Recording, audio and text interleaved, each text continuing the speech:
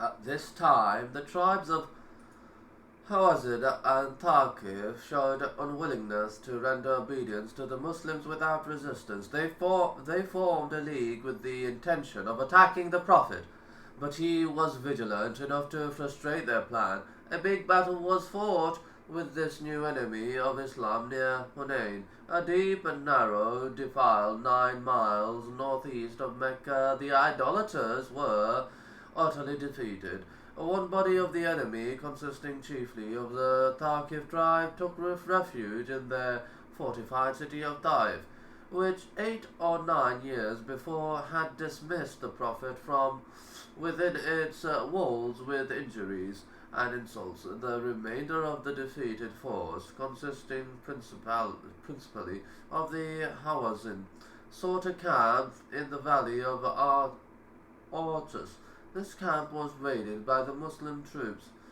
The families of Hawazin, their flocks and herds, with all their other effects, were captured by the troops of the Prophet. Taif was then besieged for a few days only, after which the Prophet raised a siege, well knowing that the people of Taif would soon be forced by circumstances to submit without bloodshed. Returning to his camp, where the prisoners of Hawazin were left safely, the Prophet found a deputation from this hostile tribe, who begged him to set free their families. The Prophet replied that he was willing to give back his own share of those captives and that of the children of Abdul Muttalib, but that he could not force his followers to abandon the fruits of their victory. The disciples followed the generous example of their teacher. The hearts of several members of the Thaqif tribe were so influenced by this that they offered their allegiance and soon became earnest Muslims. The Prophet now returned to Medina fully satisfied with the achievements of his mission. The 9th year of the Hijrah is known as the year of embassies, as being the year in which the various tribes of Arabia submitted to the claim of the Prophet and sent embassies to render homage to him. These tribes had been awaiting the issue of the war between Muhammad and the Quraysh, but as soon as the tribe, the principal of the whole nation, and the descendants of Ishmael, whose prerogatives none offered to dispute, had submitted, they were satisfied that it was not in their power to oppose Muhammad. Hence, their embassies flocked into Medina to make their submission to him.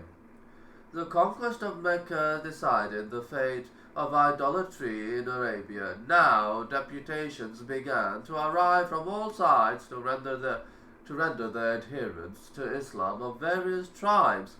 Among the rest, 5 princes of the tribe of Himyar professed Islam and sent ambassadors to notify Muhammad of the same. These were the princes of Yemen, Mahra, Oman, and Yamama. The idolaters of Taif, the very people who had driven the messenger of Islam from their midst with violence and contempt, now sent a deputation to pray forgiveness and asked to be numbered among his followers. They begged, however, for temporary preservation of their idols. As a last appeal, they begged for 1 month of grace only, but even this was not conceded. The Prophet had said Islam and the idols could not exist together. They then begged for exemption from the daily prayers. The Prophet replied that without devotion, religion would be nothing. At last they submitted to all that was required of them. They, however, asked to be exempted from destroying the idols with their own hands. This was granted. The Prophet selected Abu Sufyan and Mughira to destroy the idols of Taif, the chief of which was the notorious idol of Al-Lat. This was carried out amidst cries of despair and grief from the women of Taif. The conversion of this tribe of Taif is worthy of notice. This tribe, which hitherto had proved hostile to the new faith, was noted among the Arabs for its idolatrous priesthood. A small detachment under Ali was sent to reduce them to obedience and to destroy their idols. The prince